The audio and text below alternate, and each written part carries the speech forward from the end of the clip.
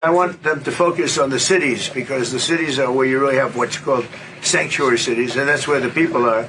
I look at New York, I look at Chicago.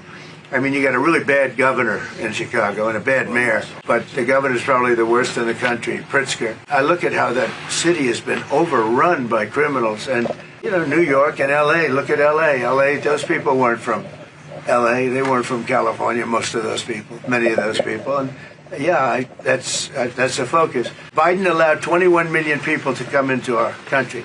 Most of those people are in the cities, all blue cities, all Democrat-run cities, and they think they're going to use them to vote. It's not going to happen. You've described what Trump is doing in Los Angeles as lawlessness and unconstitutional and a violation of human rights. Do these things rise to the level of impeachment? Are these impeachable offenses? Well, you know, I believe it is. I definitely believe it is. We're going to continue to resist, and we're going to do it in many different ways, whether it's taken to the streets or to the courts or policy. One of the things that I am very proud of is that we are a welcoming city, which means our local law enforcement do not dub or behave as federal ICE agents. And so our local law enforcement, as we continue to rebuild and expand trust amongst all of our residents, it's important that we hold that line. If the raids hadn't happened, then that protest would have been a no kings protest. We know that that was planned months in advance.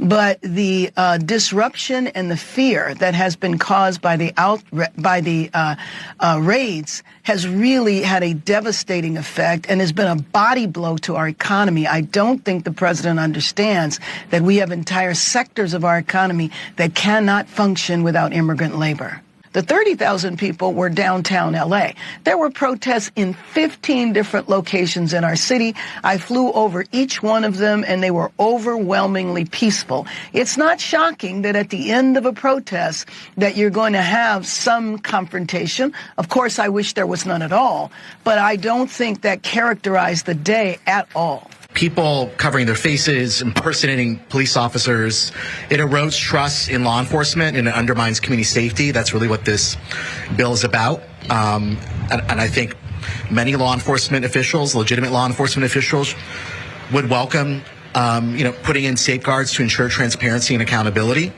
And I think the concern is a lot that's happening.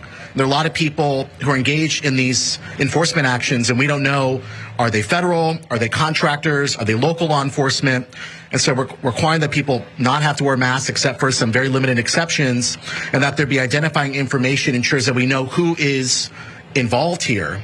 It's also critical to uphold our state and local laws, including our sanctuary law, SB 54, which says that local law enforcement are not going to be involved in immigration enforcement. So this